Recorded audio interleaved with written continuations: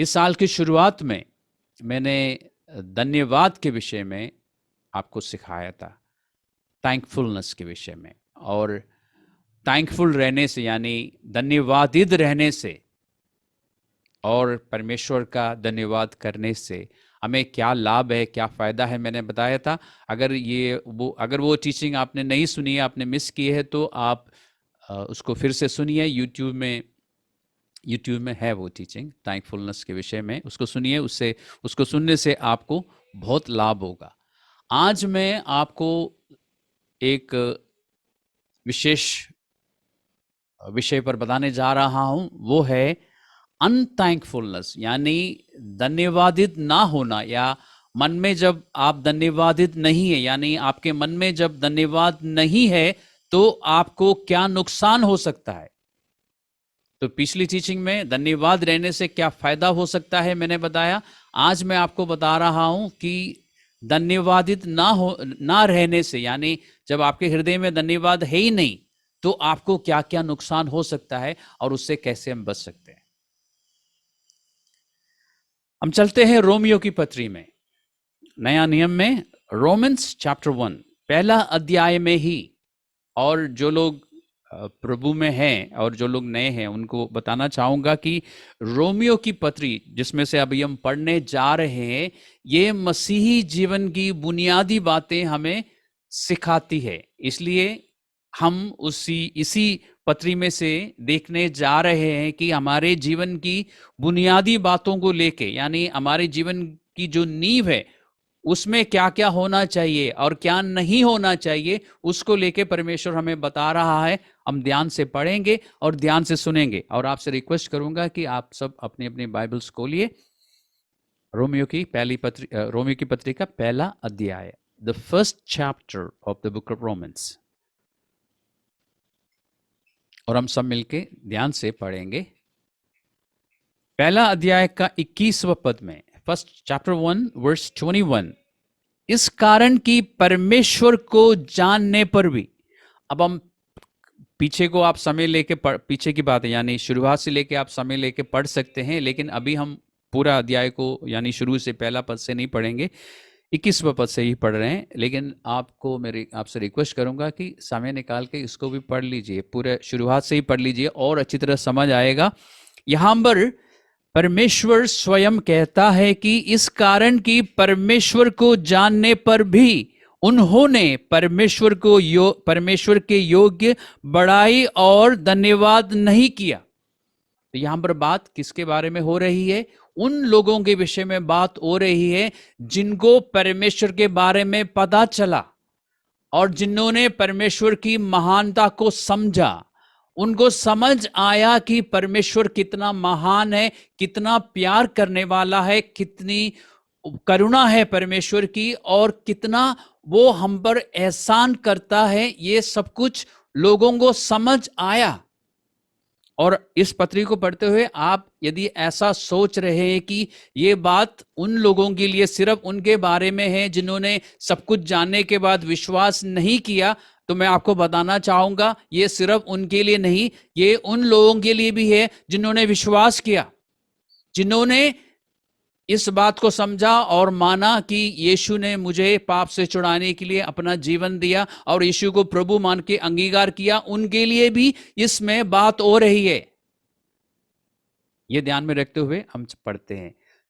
लोगों के लिए यानी विश्वासियों के लिए और अविश्वासी दोनों के लिए परमेश्वर कहता है कि लोगों ने जब परमेश्वर को जाना, जब समझा, तो परमेश्वर की योग्य बड़ाई नहीं की, यानी परमेश्वर की आराधना उनके हृदय में नहीं था। आराधना से मेरा मतलब ये नहीं कि जैसे हम अभी शुरुआत में गीत गा रहे थे और परमेश्वर की महिमा कर रहे थे, वो तो हम कितनी देर तक करते हैं? हफ्ते में एक बार हम इकट्ठा होते हैं और मुश्किल से 45 मिनट या ज़्यादा से ज़्यादा हो तो 1 घंटा तक हम करते हैं।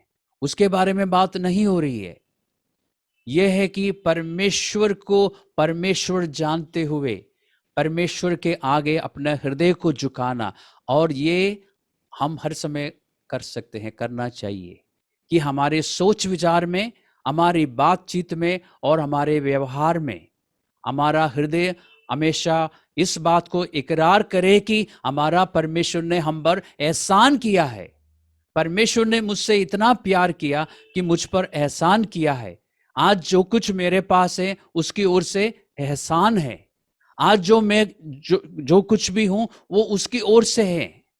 इस बात को समझना और इस बात को अपने बातों में हृदय के गहराई से लाना, अपने व्यवहार में ये सब कुछ दिखाई देना, इसको कहता है आराधना। उन्होंने परमेश्वर की बड़ाई नहीं की, परमेश्वर की महिमा नहीं करी, मन से नहीं करी। कारण क्या है? इसमें लिखा है, ना तो उन्होंने परमेश्वर की बड़ाई और धन्यवाद नहीं किया। क्यों परमेश्वर की महिमा नहीं कर पाए? क्यों परमेश्वर की आराधना उनसे नहीं हो रही है?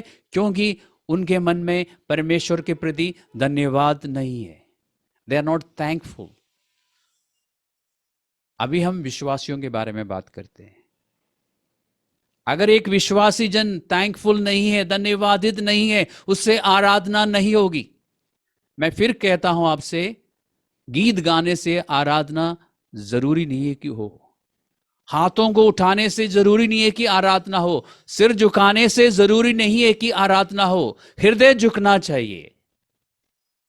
पब्लिकली सबके सामने हाथों को जब हम उठाते हैं तो दूसरों के सामने आराधना हो रही है, लेकिन जरूरी नहीं कि परमेश्वर के सामने आराधना हो रही हो।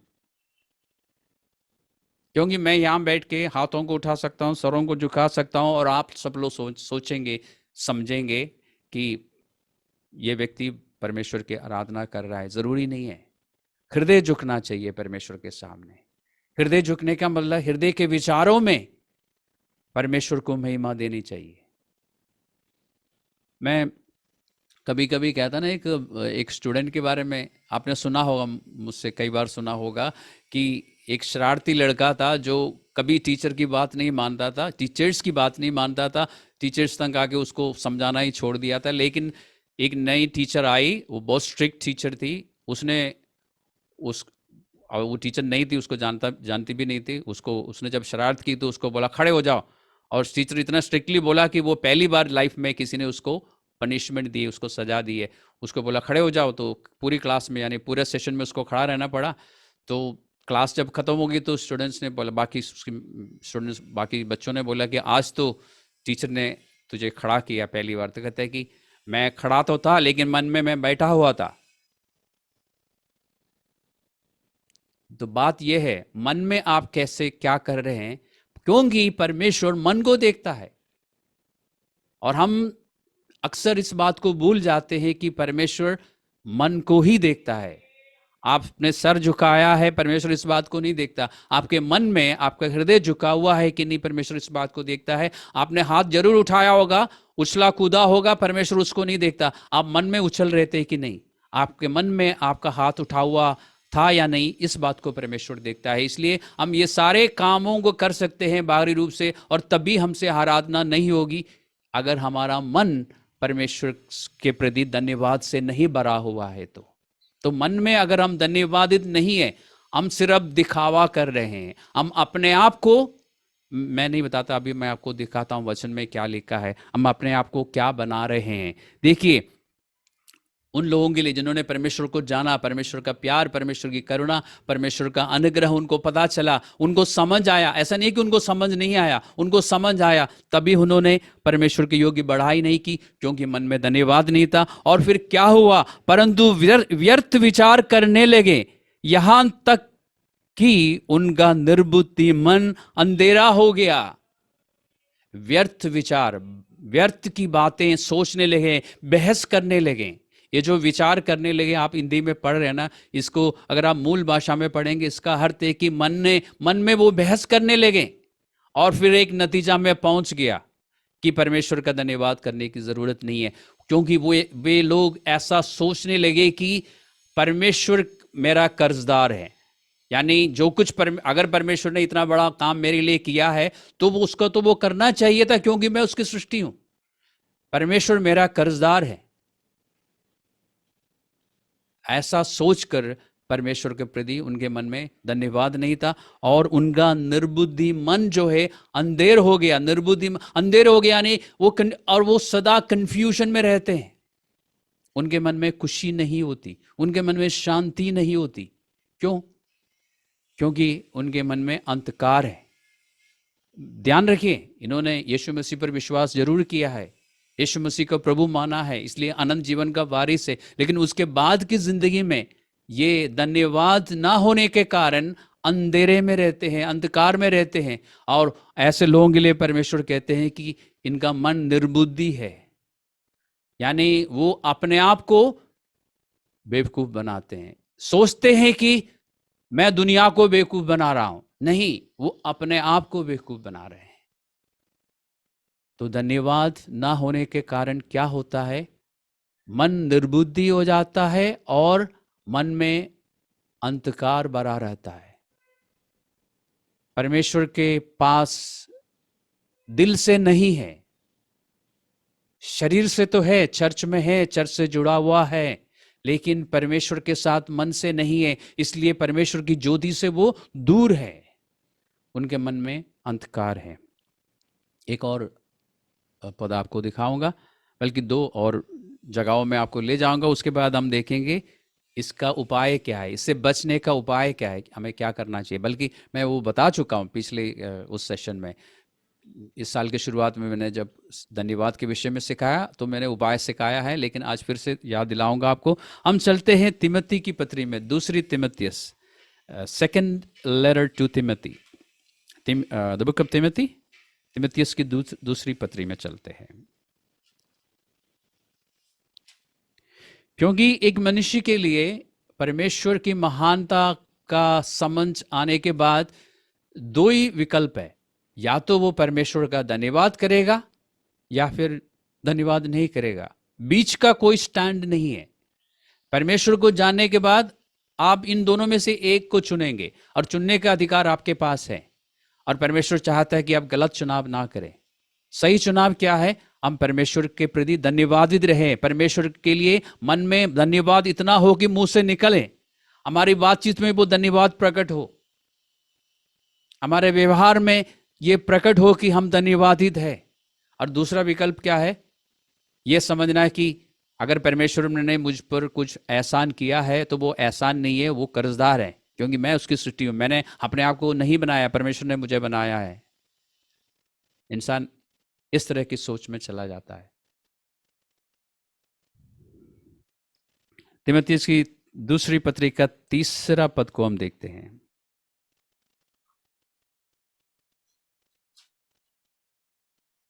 यहां पर एक छोटी सी लिस्ट है, ये लोगों के विषय में है, और ये भी उन लोगों के बारे में नहीं जिन्होंने परमेश्वर के बारे में नहीं जाना और विश्वास नहीं किया। ये उन लोगों के बारे में है जिन्होंने यीशु मसीह के उस बलिदान के बारे में सुना, जाना, समझा और विश्वास किया। लिखा है, पर ये स्मरण रख कि अंतिम दिनों में कठिन समय आएंगे, और इस कठिन समय में क्या होगा? मनुष्य स्वार्थी, और एक इसमें छोटी सी लिस्ट है, ज्यादा नहीं है, लोभी, डींगमार, अभिमानी, निंदक, माता पिता की आज्ञा टालने वाले, कृतघ्न और अपवित्र। इस लिस्ट में मैं चाहूंगा कि आप सबसे पहली बात को ध्यान दीजिए, क्योंकि मनुष्य स्वार्थी। स्वार्थी का मतलब क्या है? जो सिर्फ खुद को प्यार करता है। सेल्फिश, अंग्रेजी में अगर आप पढ़ रहे हैं तो उसमें लिखा होगा सेल्फिश और लवर्स ऑफ देमसेल्व्स। स्वार्थी मनुष्य वो है जो खुद को प्यार करता है और किसी को प्यार नहीं करता। तो परमेश्वर को प्यार करने की बात तो बहुत ही दूर है। शुरुआत कहां से है? वो अपने आप को प्यार करता है, और उसके बाद लिस्ट में बहुत सारी चीजें हैं। लास्ट में देखिए, जो कृतघ्न आप पढ़ रहे हैं वो है, थोड़ा सा कठिन शब्द है, उसका साधारण हिंदी यह है कि धन्यवाद ना होना, या धन्यवादित ना होना, या मन में धन्यवाद ना होना परमेश्वर के लिए। और अंत कहां होता है उस व्यक्ति का? ध्यान रखिए, हम विश्वासियों की बात कर रहे हैं। अपवित्र। और मैं जानता हूं आप बोलेंगे मैं तो पवित्र हूं। आप ही ने तो सिखाया कि हर एक विश्वासी जिसने यीशु मसीह पर विश्वास किया, जिसने यीशु मसीह के उस बलिदान पर विश्वास किया और यीशु को प्रभु मानकर अंगीकार किया, वो पवित्र है। आपने सिखाया है और दिखाया भी है बाइबल में से, बिल्कुल दिखाया मैंने आपको। विश्वास के कारण आप पवित्र हैं, लेकिन आपने बातचीत में और बोलचाल में आप पवित्र नहीं हैं। उस पवित्रता को बना के रखना आपकी जिम्मेदारी है। परमेश्वर ने आपको इस दुनिया से अलग किया, पवित्र का मतलब है अलग किया, परमेश्वर के जैसे बनाया, आपके सारे पापों की क्षमा हुई, आपका जीवन में एक बिल्कुल ब्लैंक स्क्रीन से आपने शुरू किया, मैंने आपको बताया था, वो है पवित्रता। लेकिन अगर आपका विचार ठीक नहीं है और आपका व्यवहार ठीक नहीं है, तो आप अपने विचार और व्यवहार में अपवित्र रहेंगे, जो कि इसमें लिखा है। आप स्वयं को प्यार करेंगे, आपके मन में धन्यवाद नहीं होगा, इसलिए आप धन्यवादित नहीं रहेंगे, और अपने आप को, आपके विचार पवित्र नहीं होंगे, आपका व्यवहार पवित्र नहीं होंगे।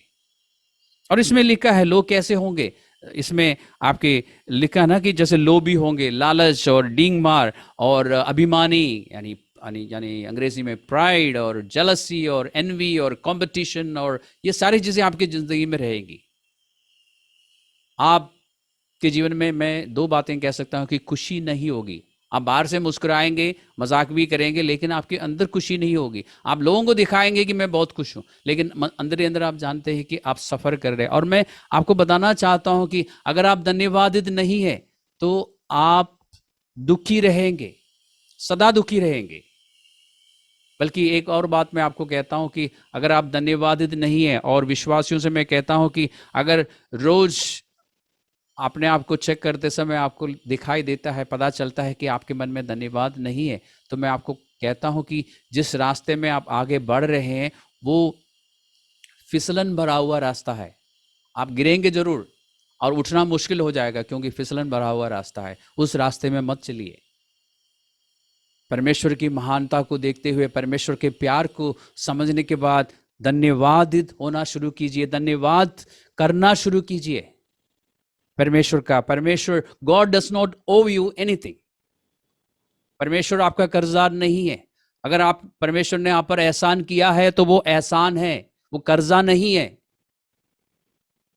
आपके पास जो कुछ भी है वो उसका एहसान है, इस बात को समझिए और धन्यवाद होना सीखिए, प्रैक्टिस कीजिए, जो मैं आपको थोड़ी देर में बताऊंगा कैसे करते हैं। नहीं तो आप अंधकार में रहेंगे और कंफ्यूजन में रहेंगे। कंफ्यूजन आप समझते हैं ना? थोड़ी अभी आप कहेंगे कि मैं बिल्कुल ठीक हूं, मैं खुश हूं, 10 मिनट बाद आपसे बात करूंगा तो आप बोलेंगे कि मैं परेशान हूं। आप ही को नहीं पता कि आप खुश है या दुखी है। इस हाल में रहेंगे। एक दिन आप बोलेंगे कि मैं बिल्कुल ठीक हूं, दूसरा दिन आप बोलेंगे मैं बिल्कुल ठीक नहीं हूं। इसको कहते हैं कंफ्यूजन।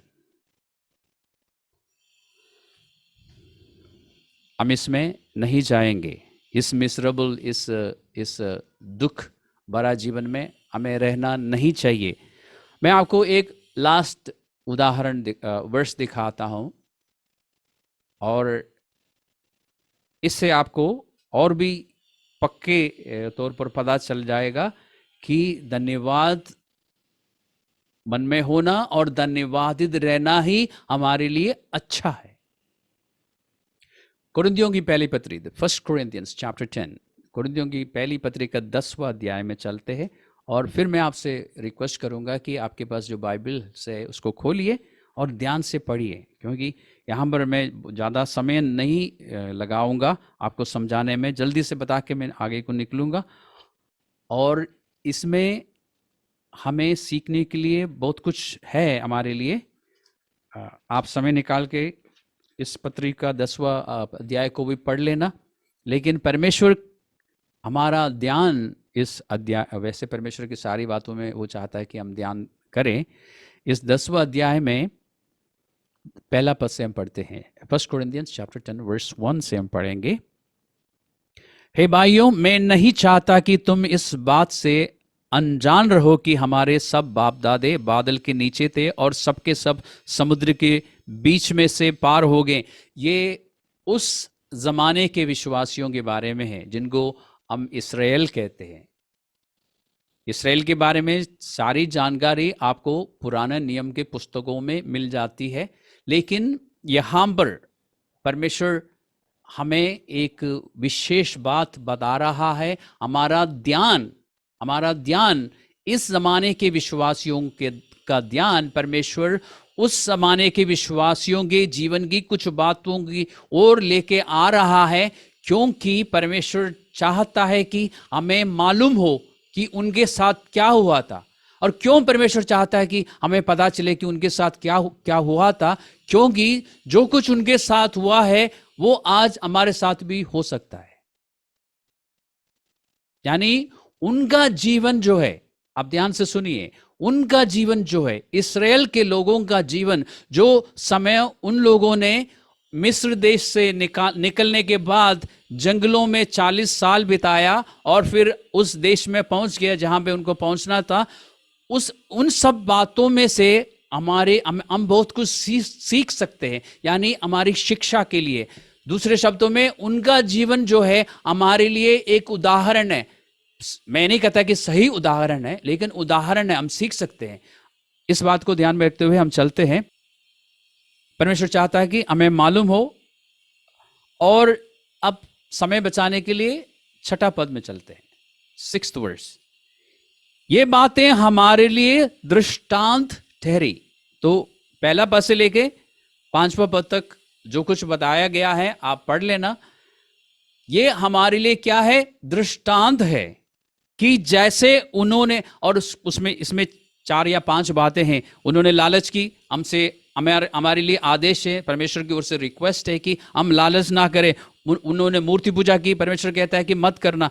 वो लोग, उनमें से कईयों ने व्यभिचार किया, परमेश्वर कहता है कि नहीं करना। उनमें से बहुतों ने परमेश्वर को परखा, परमेश्वर कहता है कि प्लीज डोंट डू दैट। यानी उनके साथ जो कुछ भी हुआ है हमारे लिए दृष्टांत है। अगर हम ऐसा करेंगे तो नतीजा वही होगा जो उनके साथ हुआ था। और आखिर में कहता है कि 10वें पद में, और ना तुम क्या करो या क्या ना करो, ना कुड़कुड़ाओ। ये कुड़कुड़ाना शब्द जो है, आजकल मॉडर्न हिंदी में हम कहते हैं शिकायत मत करना, अंग्रेजी में डू नॉट कंप्लेन। पुराने जमाने में बोलते थे डू नॉट मर्मर। ये कुड़कुड़ा रहते, बड़बड़ा रहते। कुड़कुड़ाना और बड़बड़ाना किस बात को दर्शाता है? आप सब म्यूट में है इसलिए आप बोल नहीं सकते, आप मुझे नहीं बोल सकेंगे, लेकिन आप जरा अपने आप को बोलिए। जब एक व्यक्ति कुड़कुड़ाता है या बड़बड़ाता है तो वो किस बात को दर्शा रहा है? उसका मन की हालत जो है आपको बता रहा है। क्या है वो? उसके मन में धन्यवाद नहीं है, वो धन्यवादित नहीं है। तो कुड़कुड़ाना जो है इस बात को दर्शाता है कि एक इंसान थैंकफुल नहीं है। और क्या हुआ? 10वें पद में लिखा है कि और ना कुड़कुड़ाओ, जिस रीति से उनमें से कितने कुड़कुड़ाए और नष्ट करने वाले के द्वारा नष्ट किए गए। तो अगर आपके मन में धन्यवाद नहीं है परमेश्वर के प्रति, यदि आप धन्यवाद नहीं कर सकते, क्योंकि अगर मन में नहीं है तो आप नहीं कर सकते। यदि आप होठों से धन्यवाद बोल भी दिया तो भी वो एक्सेप्टेबल नहीं है परमेश्वर के लिए, क्योंकि वो मन में से नहीं आ रहा है। तो क्या होगा? नष्ट करने वाले के द्वारा नष्ट किया जाएगा। अब नष्ट करने वाला कौन है? उसकी पहचान आपके पास है। यूहन्ना का 10वां अध्याय में यीशु मसीह ने कहा था कि 10वें पद में, जॉन 10:10, कि चोर किसी और काम के लिए नहीं, और ये चोर शैतान का नाम है, वो किसी और काम के लिए नहीं, चोरी करने और नाश करने और घात करने के लिए आता है, यानी नष्ट करने के लिए आता है। वो आपके जीवन से, आपके पास जो कुछ भी है वो नष्ट करेगा। आप, जैसे मैंने बोला ना कि आपकी जिंदगी जो है ना वो एक दुख भरी जिंदगी होगी। आप कभी खुशी से जिंदगी नहीं बिता सकेंगे, क्योंकि वो खुशी को चुरा लेगा, वो आपको नाश के रास्ते में ले चलेगा, उसमें वो अगुवाई करेगा आपका, और आप उसके पीछे पीछे चलेंगे ये सोचकर कि मैं परमेश्वर के पीछे चल रहा हूं।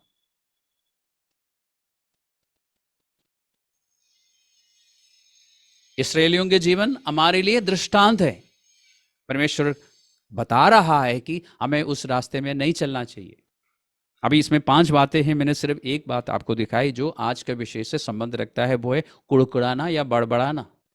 अधिक जानकारी के लिए आप पुराने नियम की पुस्तकों को पढ़ सकते हैं। निर्गमन की पुस्तक पढ़िए और गिनती की पुस्तक पढ़िए। गिनती की पुस्तक का 17वां अध्याय में है, 14वां अध्याय में है, आप पढ़िए। लोगों ने जब बड़बड़ाया, कुड़कुड़ाया तो उनके साथ क्या हुआ? उनके साथ शारीरिक रीति से हुआ। लोग नष्ट हुए, खत्म हो गए, शारीरिक रीति से मर गए। आपके और मेरे साथ ऐसा नहीं होगा। हम शरीर के लिहाज से नहीं मरेंगे, हम जीवित रहेंगे, लेकिन वो मरने के बराबर होगा। हम तकलीफ में रहेंगे, मन से तकलीफ में रहेंगे, मन से हम दुखी रहेंगे, परेशान रहेंगे, धन्यवाद ना होने के कारण।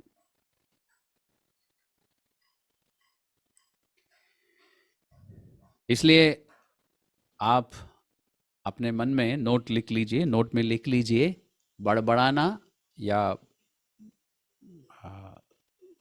अंग्रेजी में मर्मरिंग करना, या फिर मॉडर्न इंग्लिश में कंप्लेंट करना, या मॉडर्न हिंदी में शिकायत करना, इस बात को दर्शाता है कि आप मन से धन्यवादित नहीं है। इस्राएल के लोगों को 40 साल तक उस जंगल में भटकना पड़ा इन कारणों से। उनमें से एक कारण है कि वो धन्यवादित नहीं थे, परमेश्वर के प्रति धन्यवादित नहीं थे। और भूल मत जाना कि वो परमेश्वर ने उन लोगों को चुन लिया था। ये चुनने के बाद की बात बता रहा हूं। परमेश्वर ने उनसे वादा किया था कि मैं तुम्हें एक ऐसे देश में ले जाऊंगा जिसमें दूध और शहद की धाराएं बहती है। और परमेश्वर लेके जा भी रहे थे, लेकिन उनमें से कोई भी वहां पहुंचा नहीं। कारण क्या है? क्योंकि वो थैंकफुल नहीं थे।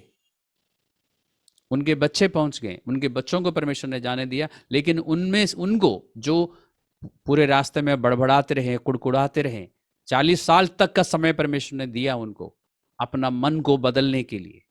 आपके पास 40 साल का समय है कि नहीं? हमारे पास परमेश्वर ने ये नहीं कहा कि मैं तुम्हें एक देश में ले जाऊंगा, लेकिन परमेश्वर ने कहा कि मैं तुम्हें अपने राज्य में लेके आऊंगा। उस राज्य में जाने के लिए, उस राज्य का मजा जो है, उस राज्य का आनंद अभी लेने के लिए, और फिर हमारे मृत्यु के यानी प्रभु में सो जाने के बाद हमेशा की जिंदगी में उस राज्य का आनंद लेने के लिए आपको इस जीवन में, इस सफर में, इस यात्रा में बिना कुड़कुड़ाए, बिना कंप्लेन शिकायत किए धन्यवाद के साथ जीना होगा। यह पवित्र शास्त्र में हमें सीखने को मिलता है।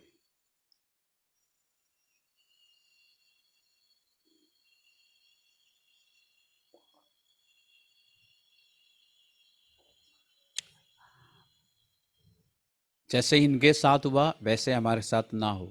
क्योंकि जब आप शिकायत करते ना, जब आप अंदर धन्यवादित ना होने के कारण बड़बड़ाते हैं, तो आप अपने आप को शैतान के लिए, आप अपने जीवन में शैतान के लिए दरवाज़ा खोल देते हैं। यानी साधारण शब्दों में कहूँ तो आप अपनी सुरक्षा को हटा देते हैं, ताकि दुष्ट आत्माएं जब चाहे, जब मर्जी आप पर आक्रमण कर सके। आप अपनी सुरक्षा को हटा देते हैं, यानी आप सुरक्षित नहीं होंगे। आप प्रार्थना जरूर करते होंगे, आप आराधना भी करते होंगे, लेकिन मन से नहीं है, मन में धन्यवाद नहीं है, इसलिए आप सुरक्षित नहीं है। इसलिए अब हमें क्या करना चाहिए? सबसे पहले आप फैसला करेंगे, परमेश्वर का प्यार मुझे समझ आया, परमेश्वर की महानता मुझे समझ आई, परमेश्वर कितना करुणाकारी है मुझे समझ आया, इसलिए मैं क्या करूँगा? मैं धन्यवादित रहूँगा। ये फैसला करना आसान है, लेकिन निभाना कठिन नहीं है। लेकिन आपका जो फैसला है, यदि उस फैसले में कोई आधार नहीं है, तो आप उस फैसले पे नहीं चल सकते। तो सबसे पहला कदम अच्छा है, आसान है। आज से फैसला किया कि मैं धन्यवादित रहूंगा। लेकिन दूसरा कदम क्या है? धन्यवादित रहने के लिए एक बेस चाहिए, एक आधार चाहिए, उसे ढूंढना होगा। और वो आधार आपको पवित्र शास्त्र में मिलेगा। पवित्र शास्त्र का को पढ़ना शुरू कीजिए। आपको समझ आएगा कि परमेश्वर ने आप पर कितना बड़ा एहसान किया है। आपको उसने बचा लिया, अनंत जीवन का वारिस बनाया, और आज तक आप पर वो एहसान करता रहा। जो कुछ विश्वास में आने के बाद आपको मिला है, जो कुछ पहले मिला है उसके लिए भी आप योग्य नहीं थे, और जो कुछ आज आपको मिलता है उसके लिए आप बिल्कुल भी योग्य नहीं है। ये तो परमेश्वर की महानता है कि उसने आपको कहा कि तुम हियाब बांधकर मेरे पास आ सकते हो। ये तो आप पर एहसान किया है परमेश्वर ने, आप योग्यता नहीं रखते। परमेश्वर ने कहा कि जो चाहे मांगो, ये उसका एहसान है आप पर।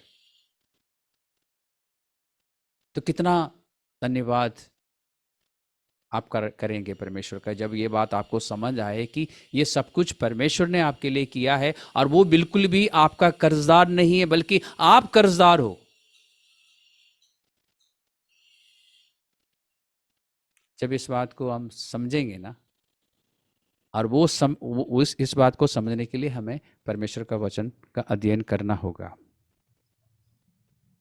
इसलिए आप क्या करेंगे, नहीं तो क्या होगा, जैसे थिस्सलुनीकियों की पत्री में जो मैंने आपको उस अध्ययन में बताया था, थिस्सलुनीकियों की पहली पत्री का 5वां अध्याय का 18वां पद में लिखा है कि हर बात में, हर परिस्थिति में धन्यवाद करो। नहीं हो सकता। आप बीमार है, कैसे धन्यवाद करेंगे? आपकी जेब में, बैंक में पैसे नहीं है, खाने के लिए घर में कुछ है नहीं, आप कैसे धन्यवाद करेंगे? लेकिन अगर आप परमेश्वर के एहसान को समझते हैं तो धन्यवादित रह सकते हैं, धन्यवाद कर सकते हैं, और फिर आपकी कमी कटी जो है पूरी हो जाएगी। हर परिस्थिति के लिए धन्यवाद करने को लिए नहीं कहा परमेश्वर ने, हर परिस्थिति में धन्यवाद करने के लिए कहा है। इसके लिए उपाय या रेमेडी क्या है?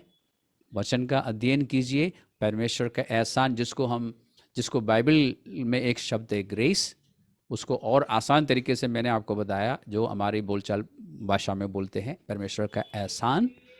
परमेश्वर का एहसान जब आपको समझ आएगा ना, आप धन्यवाद करना शुरू करेंगे। इसलिए बाइबल पढ़ते समय ये देखने की कोशिश कीजिए, उस पर थोड़ा सा मनन कीजिए, मेडिटेट कीजिए परमेश्वर की बातों पर। सिर्फ पढ़ के, किताब बंद करके ये मत सोचिए कि आज मैंने अपना काम पूरा किया। आज पास्टर कहते हैं कि बाइबल पढ़ना चाहिए, मैंने आज 2 अध्याय पढ़ लिया और ज़्यादा पढ़ लिया, परमेश्वर पर मैंने एहसान किया। आपने कोई एहसान नहीं किया।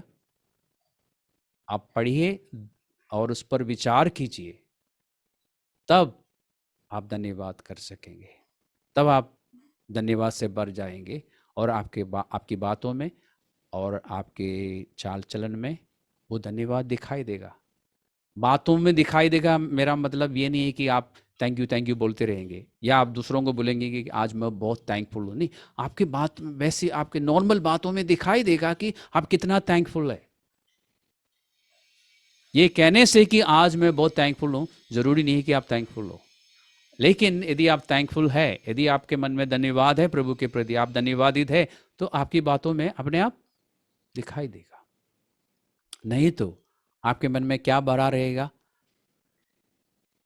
जैसे मैंने कहा, कड़वाहट और जलसी और दूसरों के साथ कंपटीशन, ये सब कुछ रहेगा। क्यों? क्योंकि आप खुश नहीं है। खुश क्यों नहीं है? क्योंकि परमेश्वर ने इतना सब कुछ आपके लिए किया, लेकिन आप परमेश्वर के एहसान को नहीं समझ रहे हैं, और आप धन्यवादित नहीं है। इसलिए उपाय क्या है? पवित्र शास्त्र पढ़िए, उस पर विचार कीजिए, मनन कीजिए, और आपको समझ आएगा कि परमेश्वर ने कितना बड़ा एहसान आपके लिए किया है।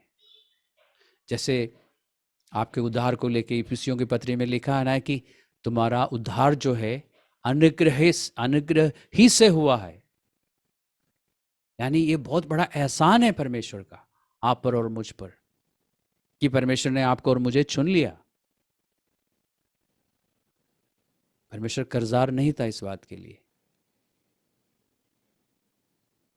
इसलिए वचन पढ़िए, उस पर विचार कीजिए, और धन्यवाद से भर जाइए, यानी मन में, और फिर आप सुरक्षित रहेंगे, और फिर आपसे आराधना होगी। फिर उस समय आप परमेश्वर की बड़ाई महिमा कर सकेंगे।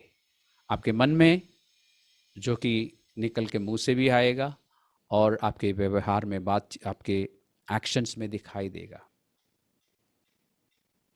तो इसलिए हम क्या कोशिश करेंगे? हम अनथैंकफुल नहीं, थैंकफुल रहेंगे। हम वचन पढ़ेंगे, मनन करेंगे, थैंकफुल रहेंगे, अपने आप को सुरक्षित रखेंगे और परमेश्वर की महानता का वर्णन हमारे बातों से और हमारे व्यवहार में दिखाई देगा। तो आज का अध्ययन हम यहाँ पर समाप्त करते हैं।